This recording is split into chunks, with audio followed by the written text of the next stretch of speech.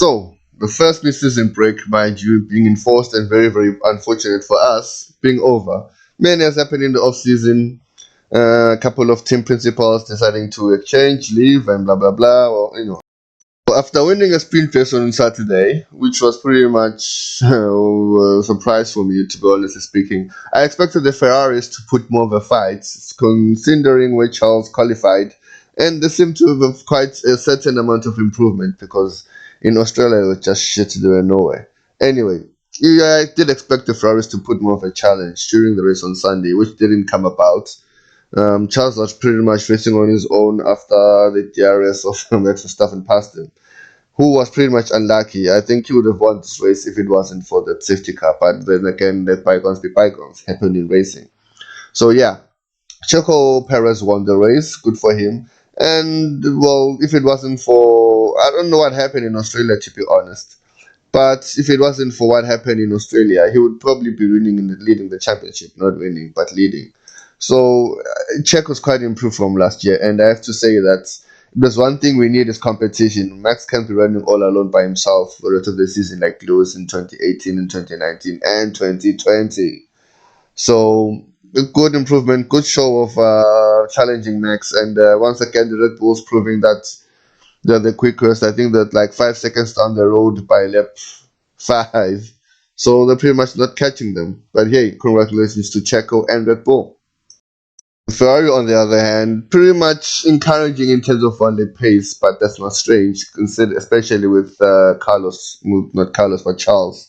So one lap pace Ferrari isn't too bad. In fact, it's great. I mean, not pretty much far from the Red Bulls. It's the race qualifying trim that's just not good enough, or it just may be that Red Bull is too good. It makes all the others look bad. But anyway, encouraging for finish third, even though it was distant. Um, Carlos was just nowhere in the race. He was nowhere in the whole weekend. From Friday, Saturday, even in the sprint, he was always like half a second, 4 tenths off the pace. So I don't know what's going on with Carlos. He just doesn't seem to be in the groove he was, especially in the first year in Ferrari. Last 2 years and especially this year, it just hasn't been there at all. But anyway, Fernando was there as you expect him to be. Hounded the Ferrari for a while. I think what pretty much affected that Aston Martin was the tire degradation of everyone, and that well they had to look after the tires for pretty much most of the race. Pretty much only started attacking Charles with 5 laps to go, and I think he finished with half 600, half a second, 6 tenths behind him. So a solid result for Aston Martin. Nothing to complain much about. I mean, fourth for Fernando and seventh for Lance Stroll, who, well, not bad. Aston Martin seemed to be a little bit off, but they're quite still more than what they would have expected themselves to be. Certainly, in my case. For Mercedes, well, yeah, George was off. Lewis was there, but pretty much all alone, all alone this weekend. Nothing home to write about. I think pretty much themselves weren't expecting much. I think this first major upgrades of the season, we'll see in Imola, first European race of the season, proper European race of the season. So I don't think Mercedes was expecting much anything different coming into this race. Finishing sixth in the race, and well, George finishing eighth. Unlucky for him, the safety car came out at the wrong time for him. But not bad. I mean, pretty much solidifying where they are. And I'm pretty sure Lewis and George can't wait for those upgrades. Although I don't think they'll make any much difference, because I just don't think just because being ahead Red Bull and Ferrari and Aston Martin you feel will just stop where they are. I think it will just take Mercedes maybe next season to pretty much come back to where you expect them to be. But in the meantime, they're just low as F. So with the new front wing, rear wing, and some new bodywork, McLaren's upgrade pretty much put them where you expected them to be. The unfortunate thing was the safety car during Sunday's race, which pretty much screwed their race record. And otherwise, not too bad, considering that Piastri was very much sick and, well, other cars just performed better. But I think McLaren will just get there. Pretty unlucky for me in my view so far.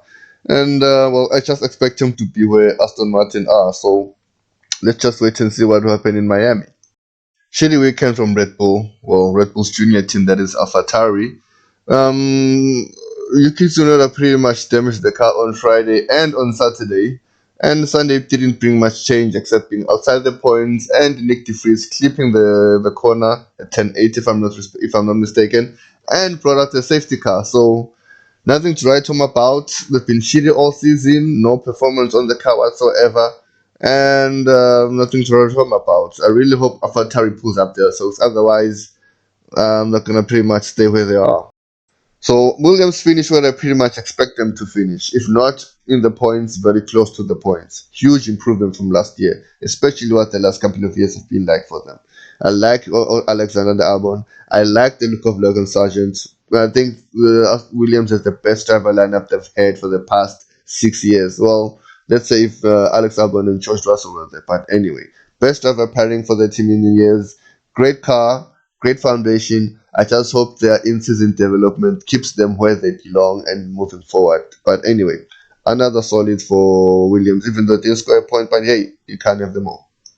Kevin Magnussen were pretty much stuck in the DRS zone, well, DRS train, where the car in front of you has DRS, and the car in front of it has DRS, and the car in front of it has DRS, and the car behind you also has your DRS. So Kevin Magnussen was stuck in that for pretty much half the race, no chance to improve, and the organizers decided to shorten the DRS zone by 100 meters, which is just pretty much rubbish and stupid. But then again, nothing to write home about us. Another boring weekend in my view, so nothing more pointless. On to the next one. Alpine had a weekend to forget, pretty much no end to the performance. One car caught fire on Saturday, then again crashed on Friday, or vice versa. Sunday, pretty much nowhere in terms of race pace. One started from the pit lane, the other one didn't have a pit stop until the final lap. It's just a bad weekend from Alpine. Nothing to write home about. Shitty performance, and that's it basically. Looking forward to Miami for them. Romeo's finished rounding off the pack at the back. Unfortunately, due to bad luck, Valtteri Bottas was hit at turn 2 by two cars, damaged his front wing and the diffuser. And the Alfa Romeo of Guan Yu Zhou was retired for power unit issues. So, pretty much another bad, unlucky weekend for Alfa Romeo team. So, Baku was pretty much boring in terms of the race. No one could challenge the Red Bulls. Confusing in terms of the format and the changing format of the sprint. And exciting if you look at how many times we glued to our TVs the entire weekend. So, we win some, we won some, but hey, at least the racing was back. Here's to Baku. I thought anyone would challenge the Red Bulls then, but we'll pretty much have to wait and see. In the meantime, keep on watching, keep on liking, hopefully subscribe, and never forget to start your engines.